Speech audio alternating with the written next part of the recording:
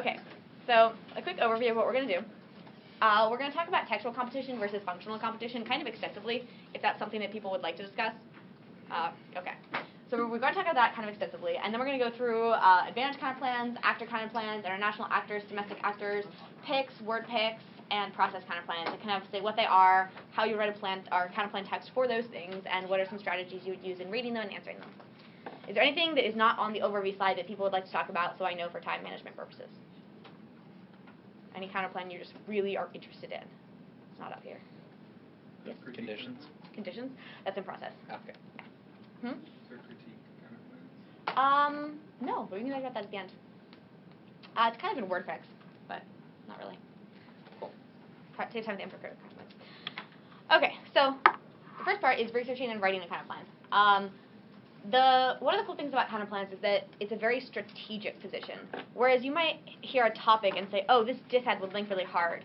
Counterplans are a lot more strategic. When you decide if you're going to read a counterplan and what counterplan you want to read, a lot of times it's based on who your judge is, what debate you want to have. Do you want to have a theory debate? Do you want to have a debate about a specific technology?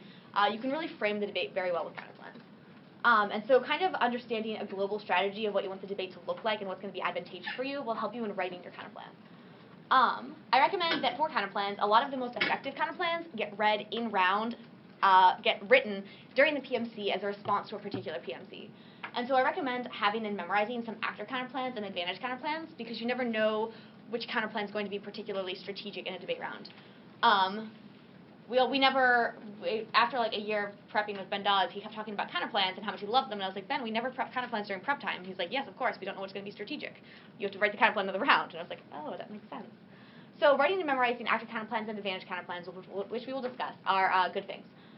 If there are topic areas, figure out what affirmative ground the AF will likely claim as their advantages, and then steal it. Take it from them. Use the counterplan to take all of the ground for yourself.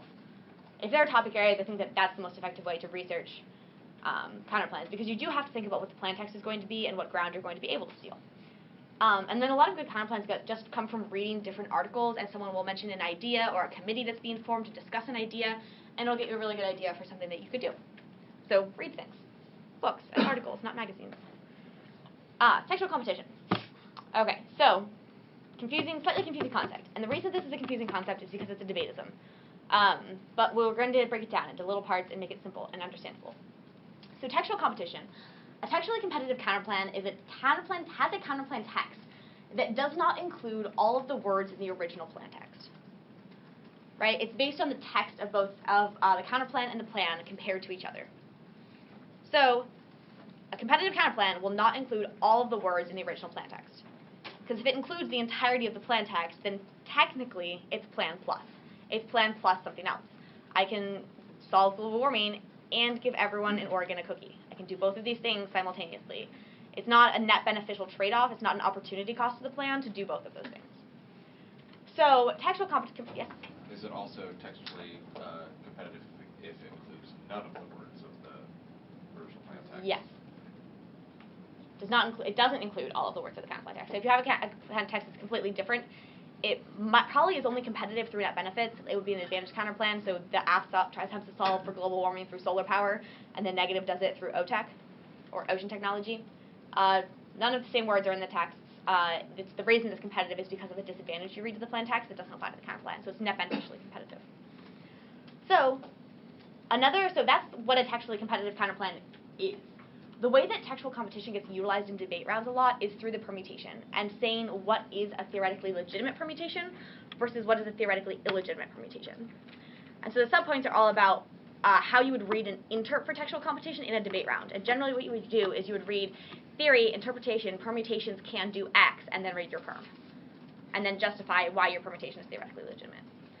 So the definition of this is that an AF's permutation can include part or all of the text of the negative counterplan.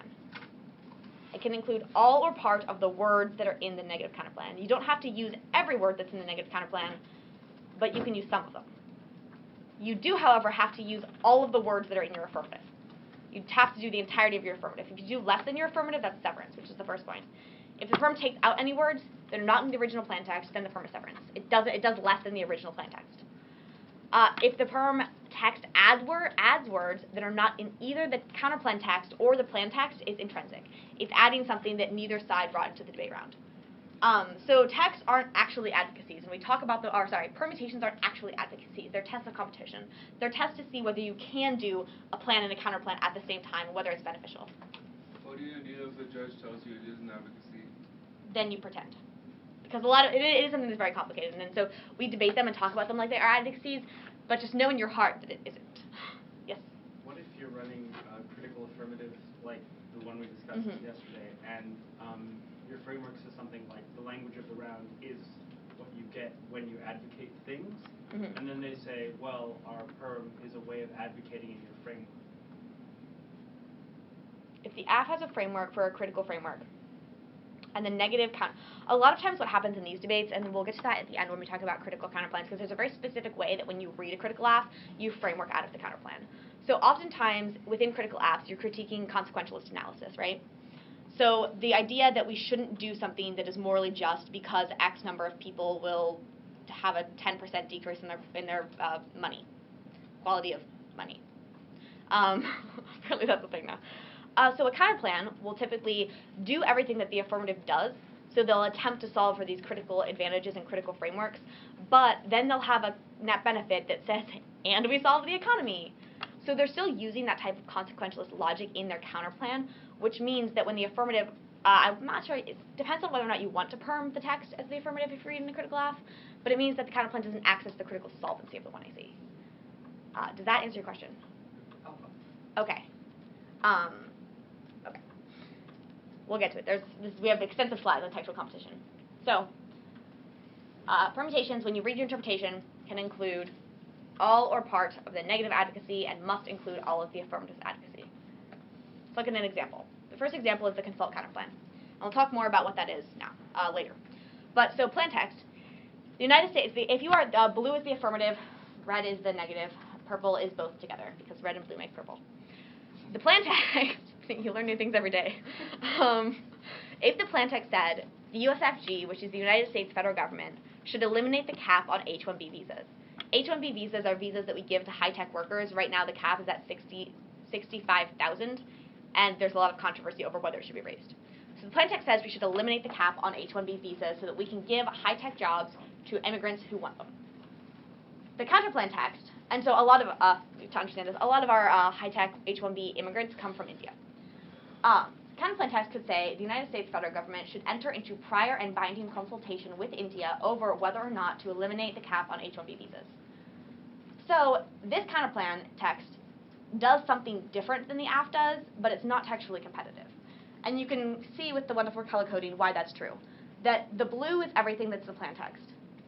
All of the words that are in the original plan text are in the counterplan text. It simply adds more words that are in red. And so then this justifies perm text, perm, do the counterplan. You do the plan plus more, which means it's not competitive. And so you can combine all of the words from the negatives advocacy with the affirmative case and say the USFG should enter into prior and binding consultation with India over whether or not to eliminate the cap on H-1B visas. That counterplan could be theoretically legitimate if you think that textual competition is a good thing. Does anyone have any questions so far? Do you think textual competition is a good thing? Depends on the round and whether I'm after neg. True. Example 2 is picked. So this example is a little bit more cut and dry, right? This clearly just adds words. Example of picks, which are commonly read against treaty topics and large pieces of legislature topics, like the topic we had earlier at this camp that said we should pass the Immigration Modernization. You know the act I'm talking about, yes? I forgot what it's called. Things like that are large pieces of legislature that are like 50, 100 pages that have lots of little different parts in them. So if the plan text was, the USFG should ban the construction of new dams in the United States, a counterplan text could say, the United States federal government should ban the construction of new dams in the United States except for in Florida, and read a net benefit as to why dams in Florida are really good. A textually legitimate permutation, theoretically, if you just look at the plan and counterplan text, could say the United States federal government should ban the construction of new dams in the United States except for Florida, because it includes all of the words of the original text and all of the words and all or some of the words of the negative text. However, the question arises of whether or not this is severance. Because when we say in the United States, that phrase, if we made them list out every state in British Columbia and territory that it applied, not British Columbia, it's not one of our territories, DC, and all of our territories, then if we made them list all 50 states in their plan text, then this permutation would sever out of part of the plan, because Florida would not be in the permutation text. But in debate, we don't make them read this. Just like when we say we should pass a treaty, we should pass the Law of the Sea Treaty, we don't make the affirmative read the entirety of the Law of the Sea Treaty in the debate round when they advocate for passing it. So, is it severance? Just because they didn't originally read all of these things, and they didn't have to, and so the reason we do this is because of time, right? We can spend 8 minutes reading one plan text, and that would be very anti-educational. But, so, the texts aren't competitive. Or sorry, this permutation is textually legitimate. But it's not, but it depends on your interpretation of what textually legitimate should mean. And so that's the debate that has to happen in the round, and it happens on both sides. And I think that right now the community, depending on how you debate it, is pretty evenly split on that issue. Does everyone understand why this is kind of severance and kind of not severance? Okay. The next one is intrinsic permutations. The United States federal government should ban the construction of new dams in the United States except for Florida and put fish ladders on Florida dams. Fish ladders are ladders that let fish go above the dams. They're pretty cool.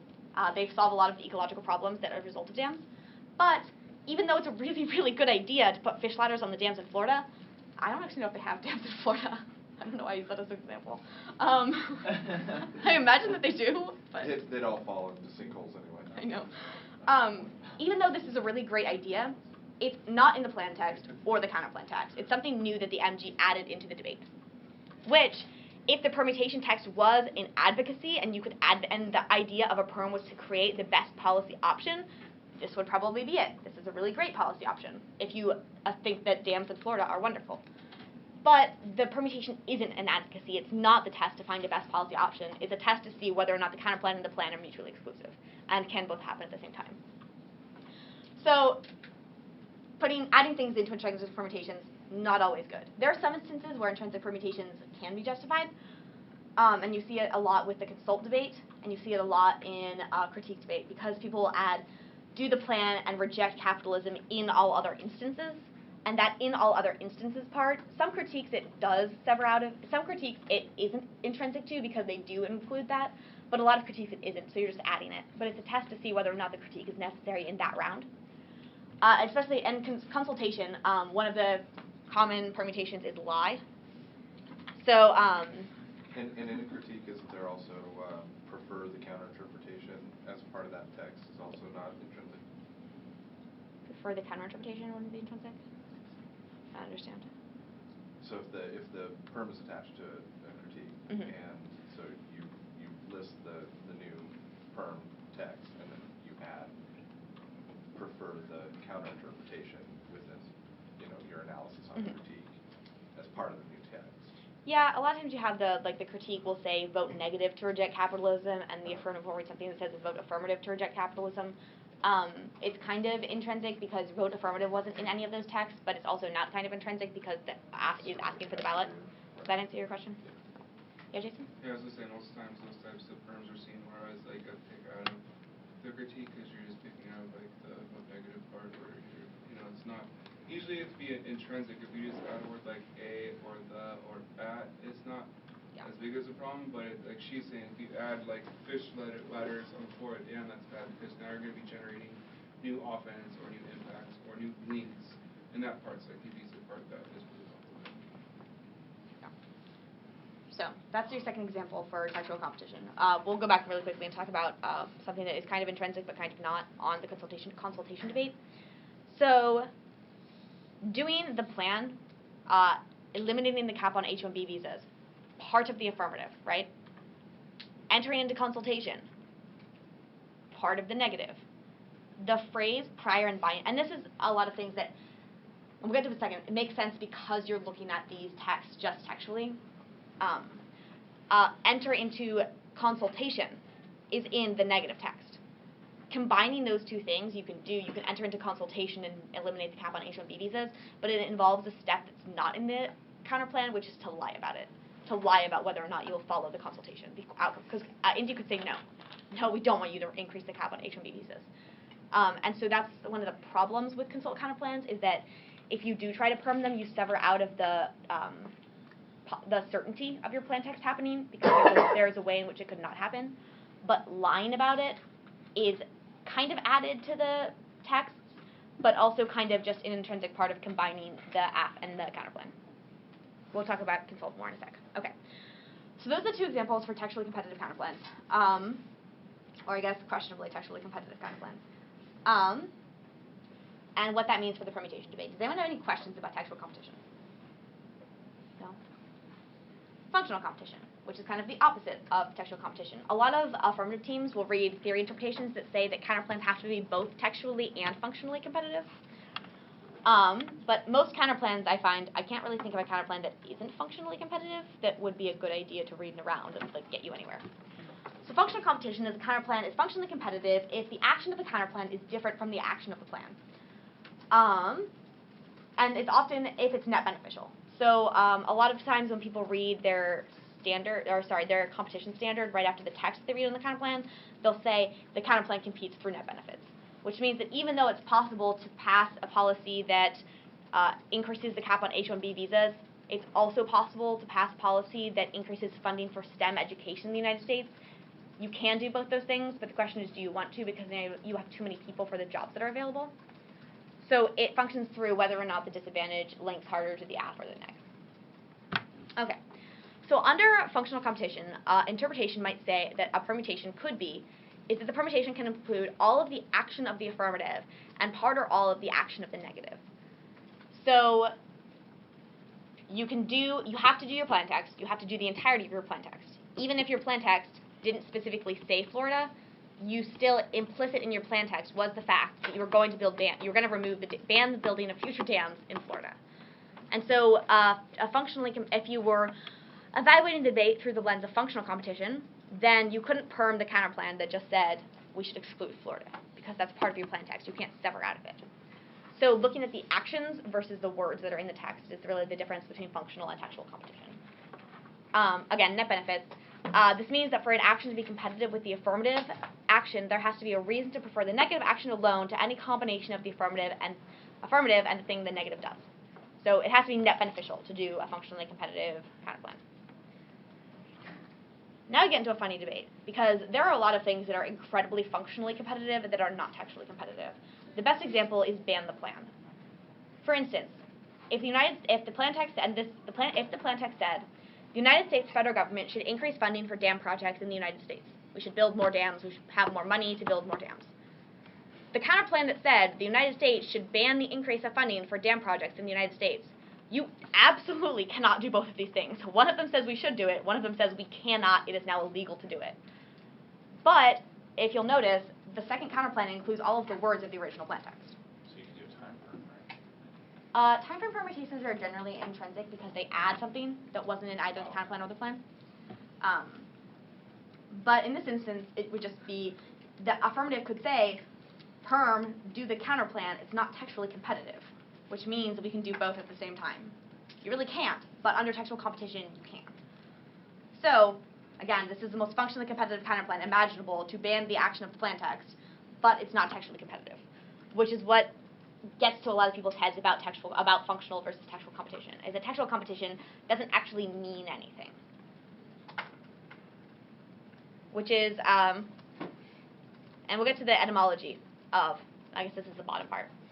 So, the question is, why is textual competition a thing if it doesn't really make a lot of sense? If we can ban something and do it at the same time within a world of textual competition. And the reason the textual competition evolved as an argument and debate is because all of a sudden people started reading these counterplans that said we're going to do almost every part of the app, and we're going to change one thing.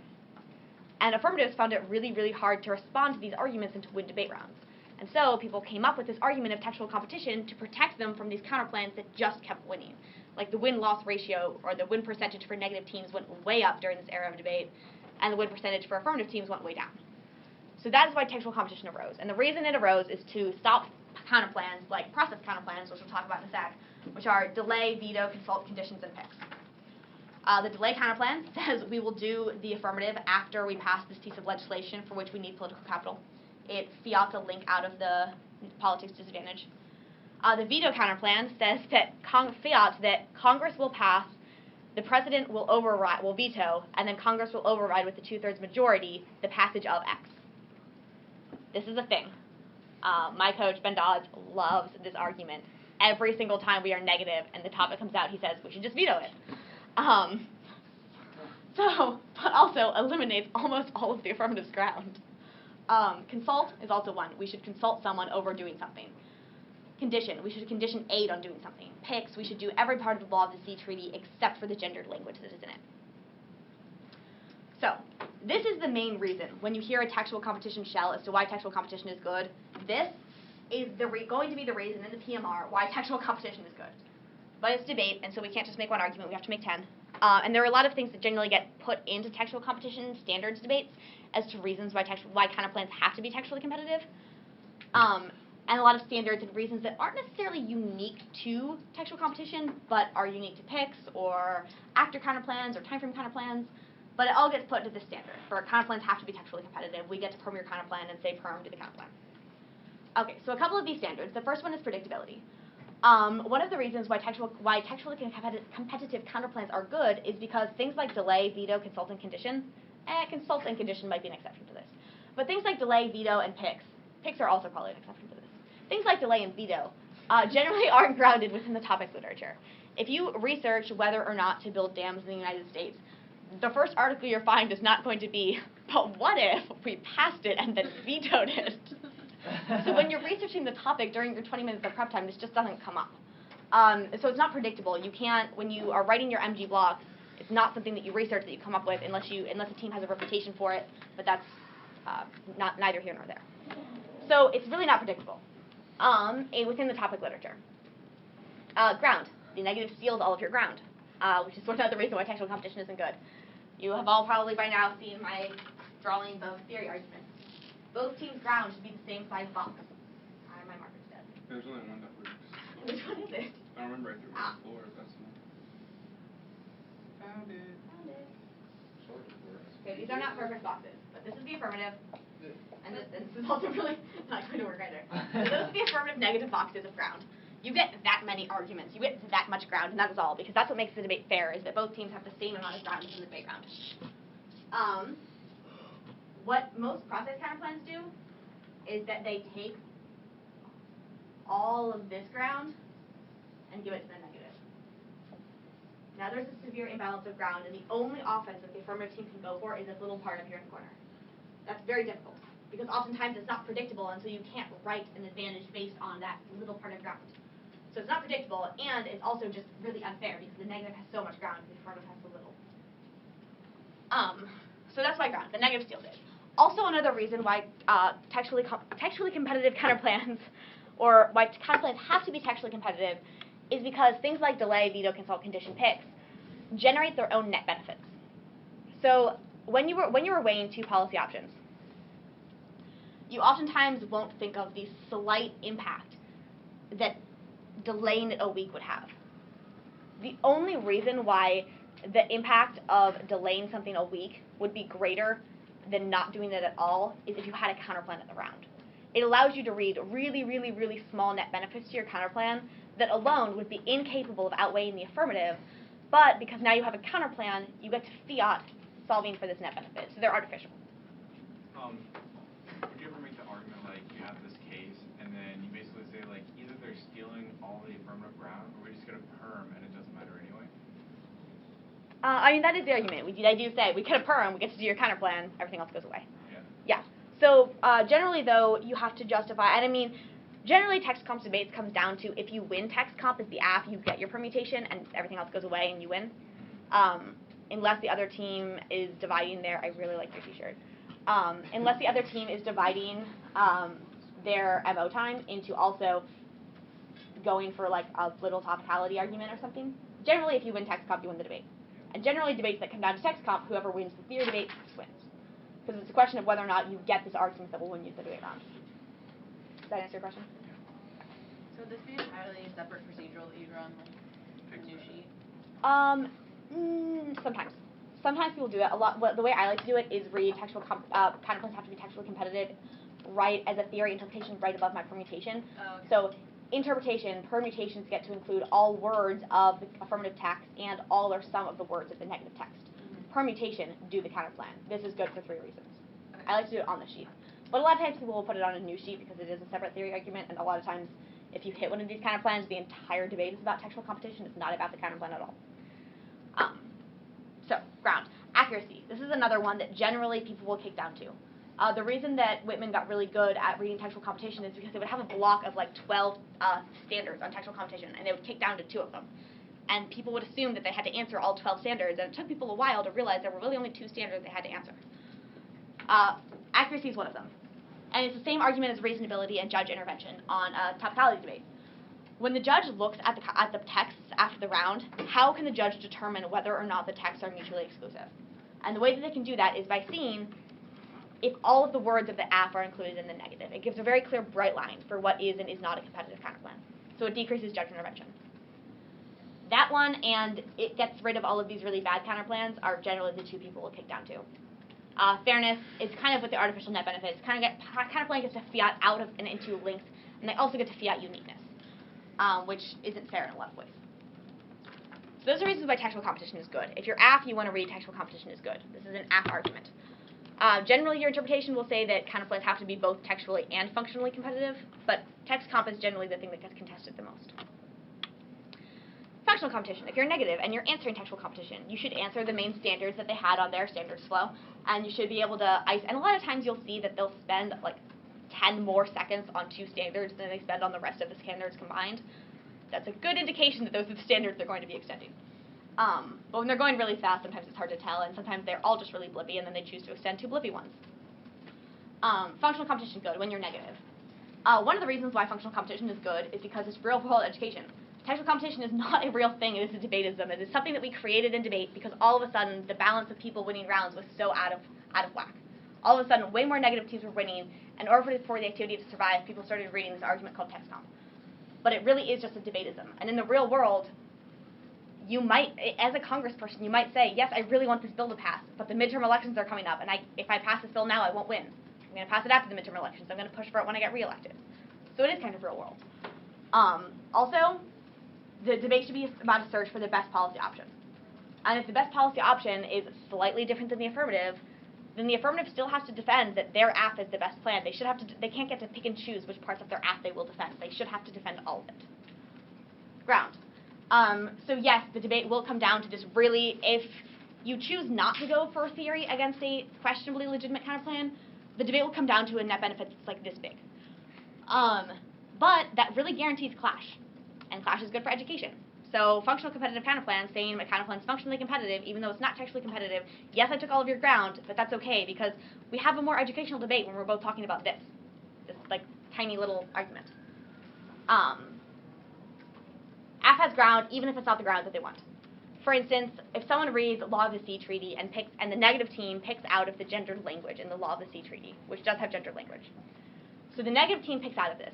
Well, the affirmative does have the ground to say that gendered language is good. That is ground that they have. They don't want that ground. It's not very good ground in the debate round, but they have it. And the app doesn't get to choose what ground they can and cannot have. That's the ground that they have. If you pick out of Florida, when you read your plan text, you made a decision that you were going to defend the plan text. You should have to defend because you said Florida. You should have to follow through with that. And allowing the app to change what they get to defend midway through the debate round really does decrease clash and really does decrease education and makes it very unfair for the negative. Possibly more unfair than cheater counterplans make it for the affirmative. Education outweighs judge intervention. Yes, there might be some judge intervention about whether or not judges think that textually competitive counterplans are textually competitive, or whether or not counterplans that are functionally competitive are competitive or not, but the education that we get as a result of debating them is far superior to this mild impact of judge intervention. Another standard is grammar. Text competition encourages teams to write grammatically incorrect text to avoid the competition debate. And you would say grammar is good. For instance, if you change the verbs in the sentence, this is something that I do a lot. If you change the verbs in the sentence from the United States will ban, or like change the wording or the verbs, makes the words different in the counterplan text. So technically, the affirmative team can't perm it. But it's also grammatically incorrect. And so trying to encourage debaters to be grammatically incorrect might not be the best educational activity. The big part of this is that education outweighs judge intervention. It's also fair, right? So the functional competition gets you really good inroads to education as your impact. Textual competition gets you really good inroads to fairness. The little mini argument you can make under this that gets functional competition and inroad to fairness is that the AF doesn't get to change what they advocate in the middle of the round. It's not fair for them to get to do that. Okay. So that's everything that I have for functional and textual competition. It's very complicated, which is why it took so long. Does anyone have any questions about this before I go on to different types of counterplans? Yeah, I will also post all of these. But go. Questions? Are you all bored to death because this was so easy to understand?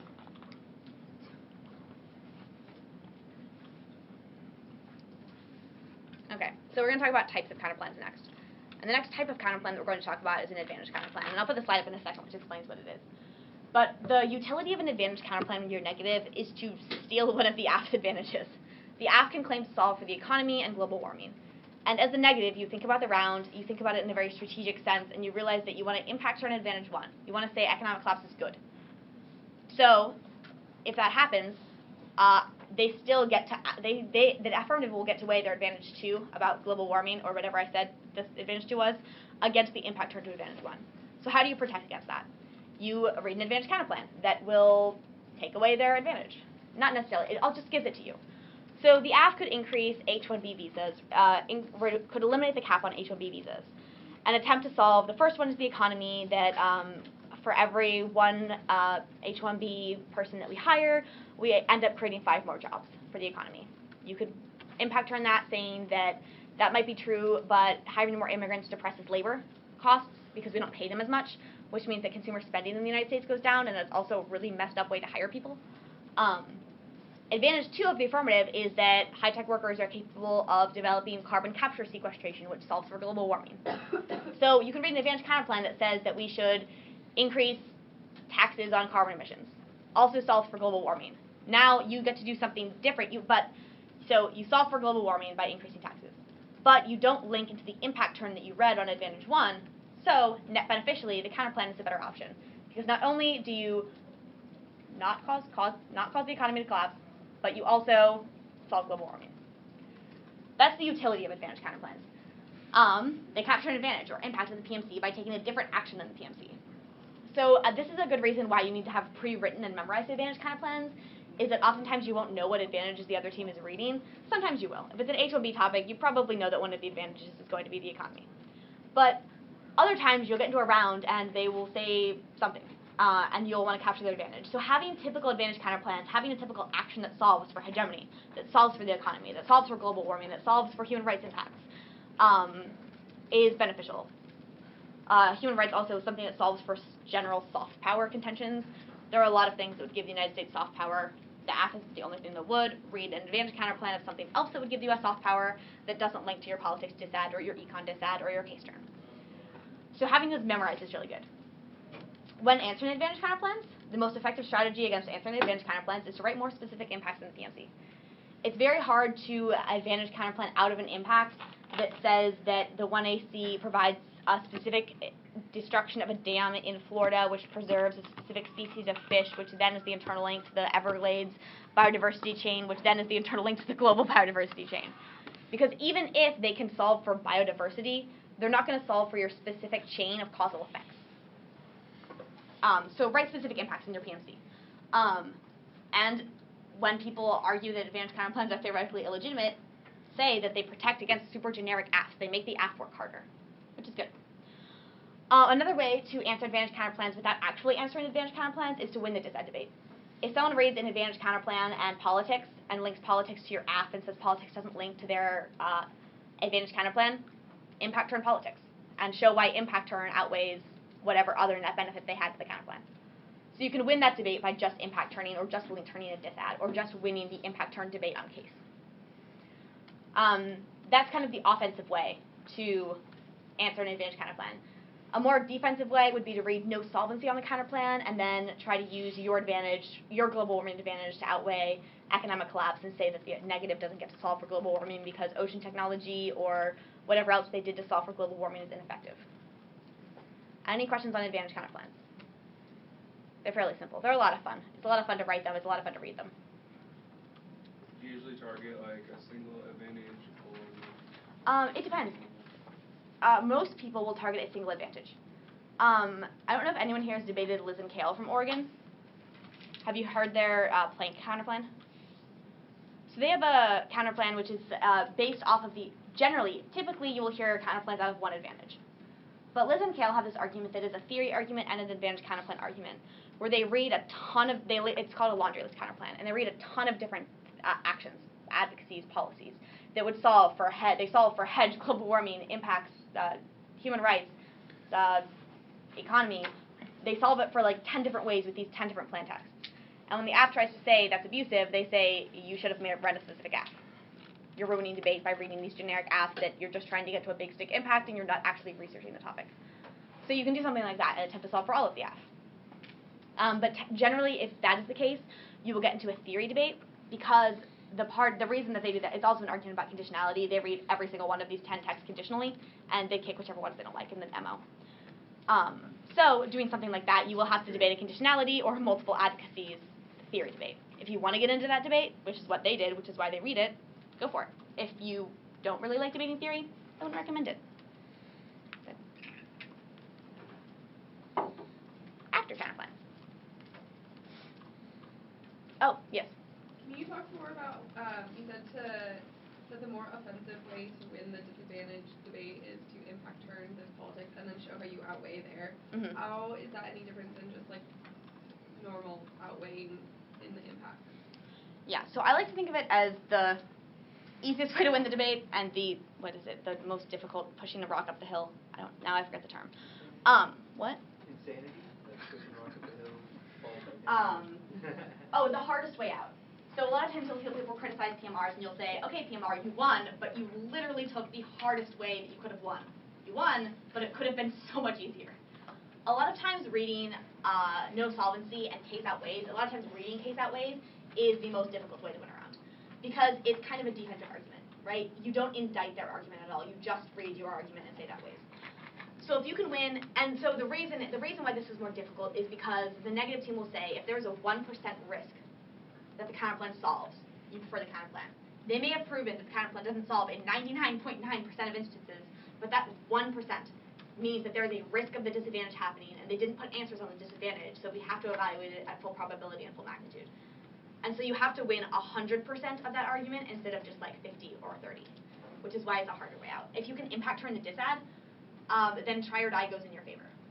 If there's only a risk that the disad, you've impact turned the disad. There's only a risk that doing your app prevents nuclear extinction, Holocaust, genocide, whatever people read as their impacts.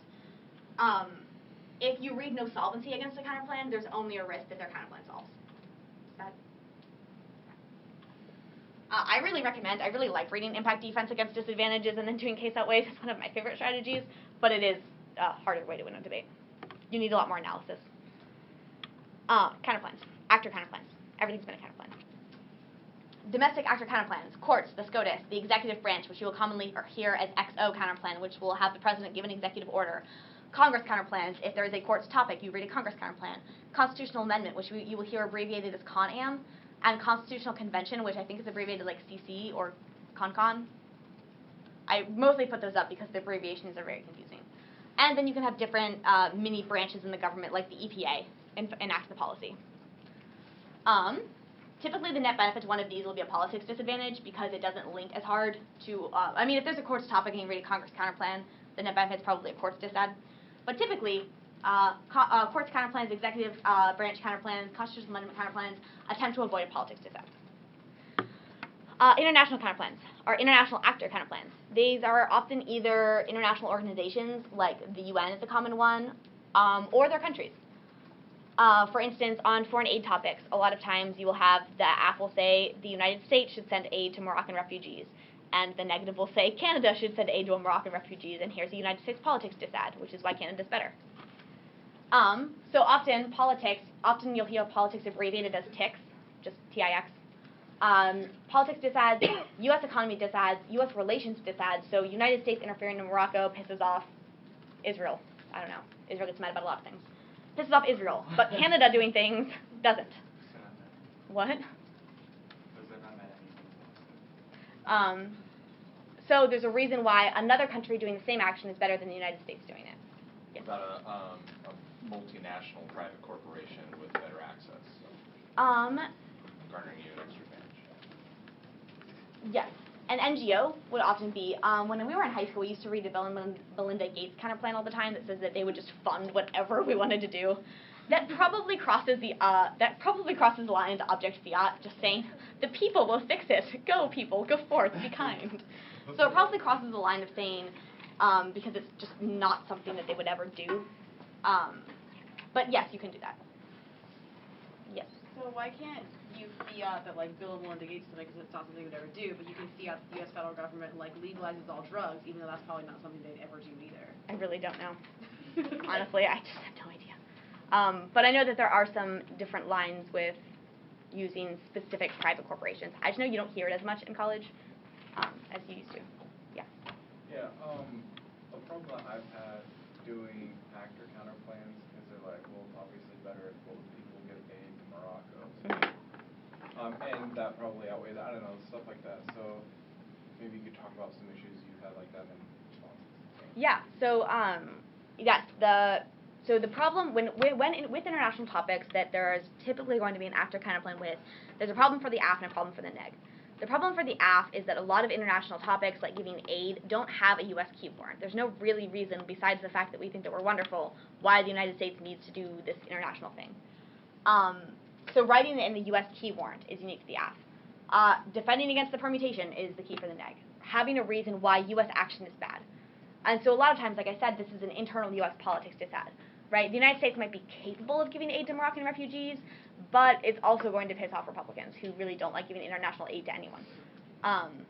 If my understanding of Republicans is correct, from what I read, they really don't support foreign aid in a large capacity. So having that disadvantage that links specifically to the United States doing it is a way to defend against the permutation.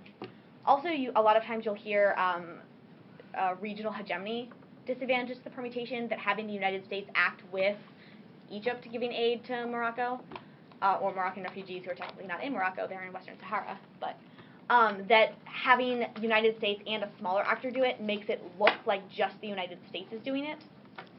And so it takes away from their ability to have influence in the region. Those are two really good ones that I like.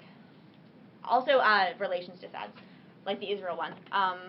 U.S. giving aid to Palestine would really piss Israel off. Another country doing it would piss them off slightly less. Still would make them mad, but okay. So those different types of actor counterplans. Answering an actor counterplan. Again, we'll get back into this as the offensive and the defensive way to answer it. The offensive way is turn the net benefit. Say that you actually link turn politics and you make it more likely for the bill to pass.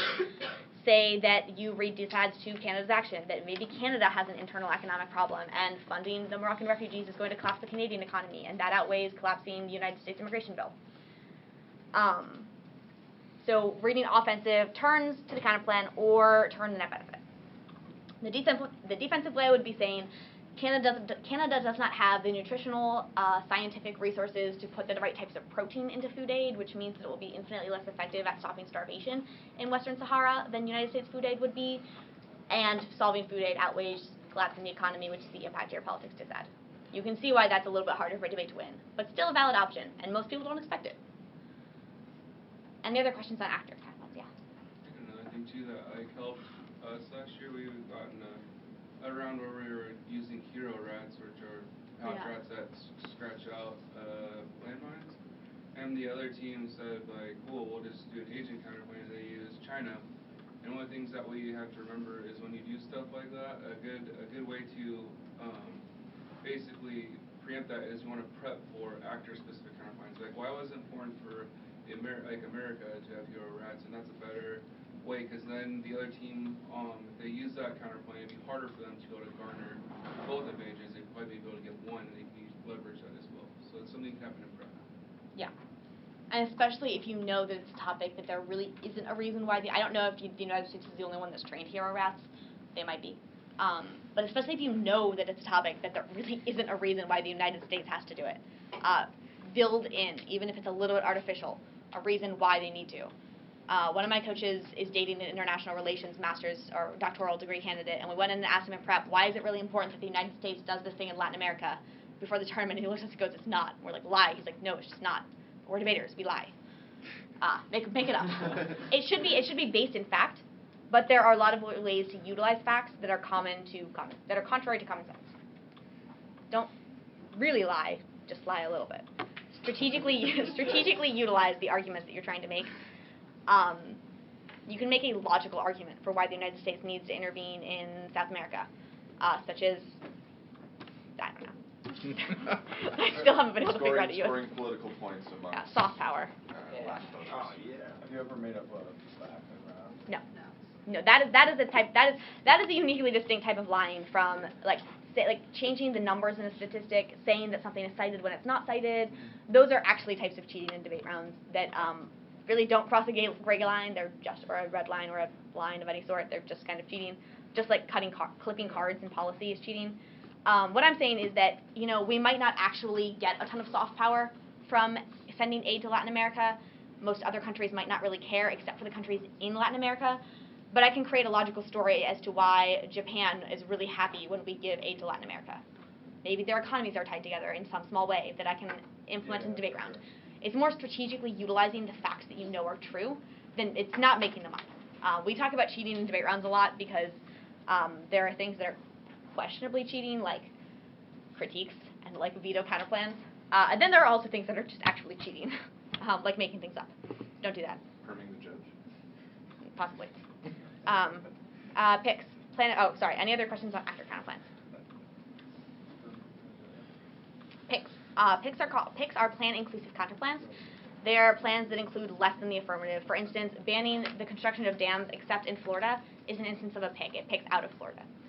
This is common on, again, like I said, treaty topics and topics with large legislative bills. For instance, you could pick out of a plank of a bill. You can not, for the immigration topic that we had at the co-op, there was a part of it that increased the cap on H-1B visas. You could have picked out of that part and said that caps on H-1B visas are good. So they can do part of a legislation. These are more common at prep area tournaments because you get a chance to really research the bills. But there are also a lot of teams that will go into prep and the first thing they will look for is a pick. And so it's kind of a prep strategy, but I would say that on the whole they're more common at prep area tournaments or with teams like to read picks. A lot of the Midwest teams really like picks. Whitman really likes picks. I think everyone except for Oregon might really like picks. Western doesn't really read picks that much, do you? Oh, we read them all the time. Yeah, I think it's just Oregon that doesn't read. Colin really wants to all the time. Yeah, exactly. There are some people that you walk, just like Ben, when you walk into prep, the first thing he says is, let's veto. A lot of coaches, the first time you walk into prep, they're like, let's pick. It's a personal choice thing. So maybe they're more common at normal area tournaments, and I just critique them, and so I don't know. Word picks. Word picks are very utilitarian. A lot of times word picks are a little bit more critical counterplans than normal counterplans because they'll say that a word in the 1AC is rhetorically violent. But the thing with counterplans is that you do need a framework when you read this, or it's not necessarily a framework, you just need arguments that say why rhetoric and language are important. So for instance, the Law of the Sea Treaty. If you're going to pick out of using gendered language in the Law of the Sea Treaty, you need an argument as to why gendered language has an impact, why gendered language is bad. Yeah, they happen. I would classify word picks as picks that are, because most counterplans do pick out of like a word or a thing or an action. I would classify word picks as picks that pick out of a word because of rhetorical reasons or linguistic reasons and not because of policy action type reasons. But I guess the other ones are also word picks. Answering the picks. Theory versus impact turning the net benefit. We talked a lot about theory, about functional competition. That is one very good way to answer picks. It's one very good way to answer process counterplans. But you do also have this very, very small square of ground in the corner. If you can utilize that, and if you're just better at debating the straight-up debate than you are at debating the theory debate, you just impact turn their net benefit. It's hard because you don't have a lot of prep for it. But if you're an MG that can come up with things on the fly very easily, and an MG that doesn't like theory, this is probably the most strategic option, even though it's very uncommon to do. So, for instance, if someone picked out of banning the construction of dams in Florida, you could just say dams in Florida are good. You say that they collapse, that they're key to stop flooding of Miami. That keeping the dams out of excuse. I don't know what's the dams in Florida. Keep alligators out of pools. Almost all of the facts in the lecture are accurate, and I would not make these types of facts up that say that dams are going to flood Miami in a round. That would not be okay.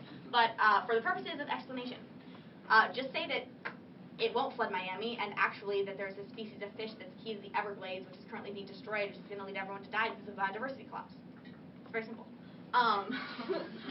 So you can also impact on the net benefit, which I think is a very underutilized strategy in answering picks. Really quickly, they're just process counterplans, and we're almost out of time, but this is what a process counterplans look like. Because you often hear people talk about things like delay and veto, but I know that I heard people talk about it all the time, and the first time I went to write a text, I was like, how do I write a text for this? Because it's just a veto. So delay.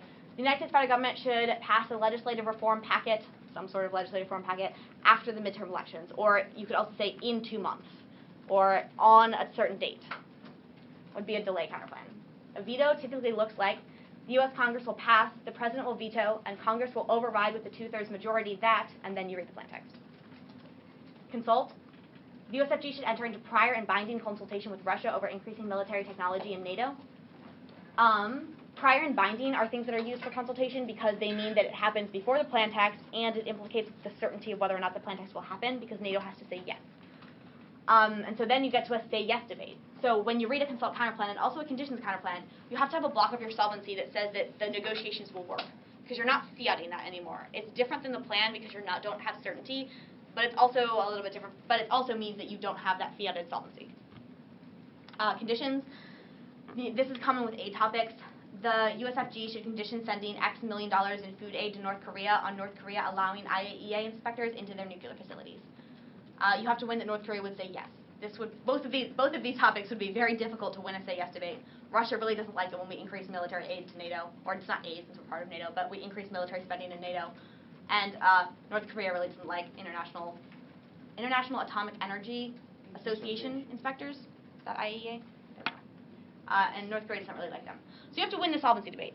Sometimes you have a couple facts that you think that even though you might not be in the technical right of the debate, like the correct truth of the debate, you still can use those facts and utilize your depth and knowledge on those areas to create a narrative of a world in which that would be true.